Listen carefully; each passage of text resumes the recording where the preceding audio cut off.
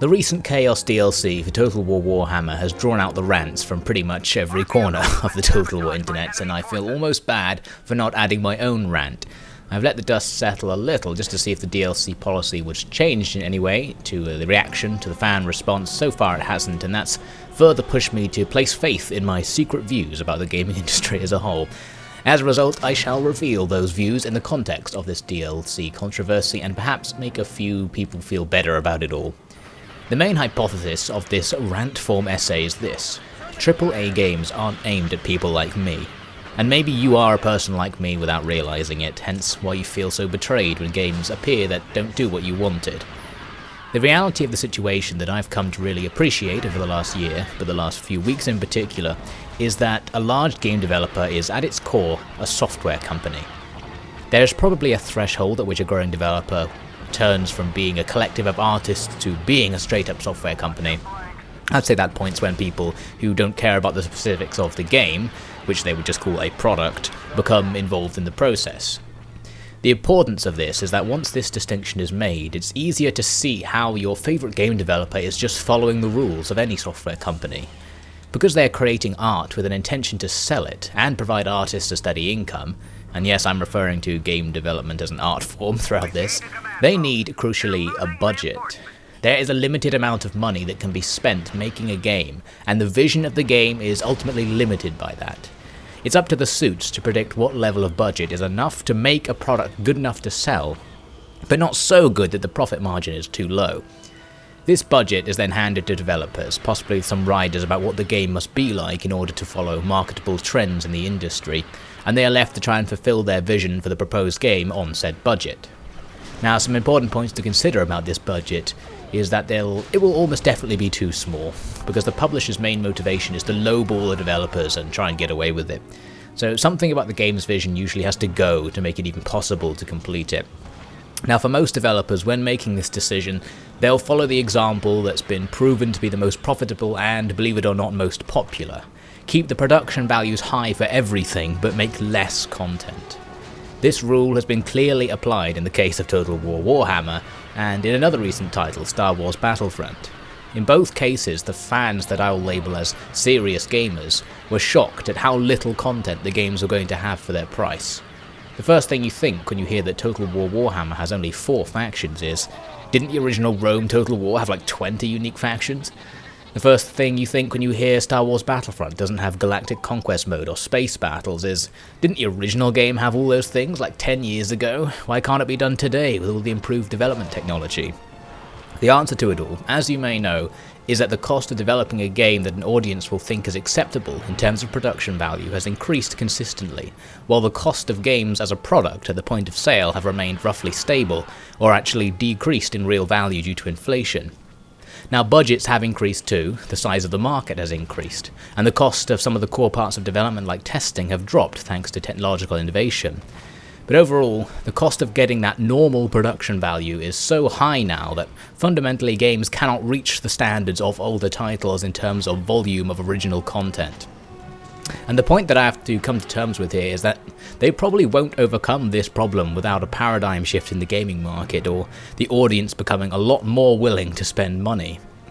So going back to Warhammer, the answer to what is happening is obvious to me. Making 4 factions took literally the whole development budget because they're making them with high quality graphics and cinema quality animation. On the same budget, they could probably make a Rome Total War quality game with every damn city being its own unique faction, because it's so much quicker to do like that. But they chose not to do that. They chose the option of the majority of developers, which is to prioritize the production value and try to be higher in fidelity than its predecessors and its competition. Why do they always choose this? Because AAA games aren't aimed at people like me.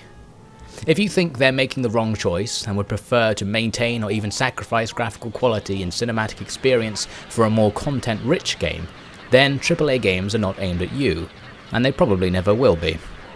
A few weeks ago, I probably would have disagreed with myself on these points. Surely most gamers want depth and mechanical immersion from their games. That's all we hear about these days. Isn't Total Biscuit representative of the majority? Well, I've changed my tune by considering that maybe these assertions are wrong. Game developers, software companies, know what they're doing. If the market was really made up of people like me who think Mount & Blade Warband is a masterpiece in terms of its interplay of mechanics, then things would be very different. These entertainment software companies have actually done the research and know exactly what the mass market wants, and they want, it seems, a small amount of really flashy content at regular intervals. But doesn't the Chaos Warrior DLC video have loads of dislikes? Yes. Doesn't that show that lots of people don't like the current trends in video game financing? Not enough. There is, I've come to believe, a silent majority on these issues that are fundamentally fine with it and don't care too deeply about the specifics of games to actually try and influence developers. These are the other side of the coin to what I called serious gamers. I won't call them casual because they aren't that market. They're just people who are interested in games but are not defined by them. They probably don't primarily identify themselves as gamers even if they regularly pass time playing games. They don't think too much about how they would change games if given a chance, and they don't go on YouTube to argue about DLC practices. This silent majority is what AAA publishers count on, and why they always seem to come out on top even with controversial practices. I can sympathise with this majority because I am it for a certain genre of game. I hear people all the time say that in the Elder Scrolls series, Morrowind and Oblivion are better games than Skyrim. I've played a bit of Morrowind, a bit of Oblivion, and lots of Skyrim. If I'm a serious gamer, why didn't I play the more mechanically deep, earlier games? Because for this particular genre, I'm a dirty semi-casual. I've played hundreds of hours of Skyrim despite thinking the AI is terrible, the combat boring, and the general gameplay loop disengaging. I've barely played any quests in the game, in fact. I just wander around and look at things, engage in emergent events, and generally enjoy the production value of the title, something that's harder to do in the more gamey, earlier titles. Drawing on that experience, I can totally understand that in most genres, most people are only about as interested in the game as I am interested in Elder Scrolls games. The majority doesn't want a mechanical masterpiece of game design, they want an artistic masterpiece of game experience. And that is what AAA developers give them. Those begging for something more must be ignored to preserve the economic model these software companies are operating on. So let's bring it back to the Chaos DLC. You might think this rant is all meant to convince you that the move is acceptable or that we should accept it because our complaints are irrelevant. Well, yeah, that's kind of the place I've reached, I think, but in this particular case, CA has undoubtedly made a huge mistake. Not a development mistake, but a PR mistake. Clearly I can appreciate that the Chaos faction had to be extra content apart from the base game, because money. The developers spent their budget making these 4 factions, but they really wanted to have Chaos in there to further their vision for the game. The publisher says they can't extend the budget, but they can have a new budget for a new product, and that product is the DLC. Suddenly the faction is funded and gets to appear in the final game, but because this is on a new budget that the publisher wants a return on, it's a separate product to the game produced on the original budget. All this to me seems relatively normal, and makes total sense when the fact that they're focusing on quality over quantity is taken into account, no matter how much I personally disagree with that approach. The disaster is basically the way they thought it would go down okay. They have effectively, in their excitement to reveal this new development and encourage pre-orders for the game, been announcing their non-cosmetic Day 1 DLC before they've even finished revealing the details of the base game, so much so that the value of the DLC is almost impossible to judge for the serious gamer consumer. But of course for the semi-casual consumer who's in it for fun, it looks like great value because it literally looks good, and that's very important for them. With the serious gamer market reeling from years of terrible DLC practices and failures to deliver sufficiently complete products by developers, this move was destined to smash CA's already shaken reputation. What could they have done differently? They could have focused on the base game on their original budget, released it, and only then got a new budget to create extra factions that they wanted to add. Why would they not do that? 2 reasons I can imagine are marketing and practicality. The marketing side is the more displeasing one. Publishers know that having DLC available near the start of a game's release will allow them to make extra sales by riding the hype left over from the release. DLC released a year later, when the player base is much smaller, makes less financial sense. And remember that financial sense is the driver of a software company. So that sucks, and it isn't going to go away. Just lessen in intensity if the audience reaction is so negative that sales are actually harmed by doing it. The practical side may just be that the artists, developers and animators needed to produce this DLC are contracted to the studio for this project and might as well be put to use throughout.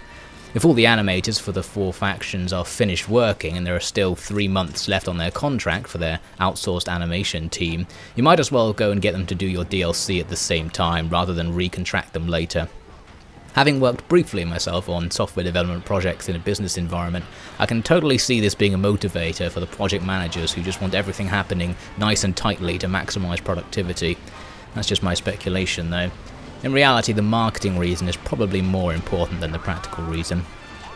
So why am I going on about all this? Well, I just think that understanding why it all happens might make people feel better. A way you can balance the outrage a little is to consider this argument. The developers didn't betray you or promise you something you didn't get, or do anything out of the ordinary that an impartial observer would not have expected to happen. If you wanted the game to have more content and be more complete for its original price, then you have to accept that because of their budget they would have to reduce the production value to achieve this, and they will absolutely not do that, because the silent majority likes things like production value. To put it another way, AAA games aren't aimed at people like you. Does this suck? Yes. But it's great for the sorts of gamers that aren't watching rant videos about development practices on YouTube. The industry is just doing its thing. Doing it because that's capitalism and that's how artistic works are created on a direct sale model. Unfortunately for me, and perhaps for you if you're like me, the path of least resistance for the industry has created development conventions that don't match my preferences. That's how it's going to be. Not to say you shouldn't express protest or fight against egregious practices. The fight keeps things in check and is on occasion winnable.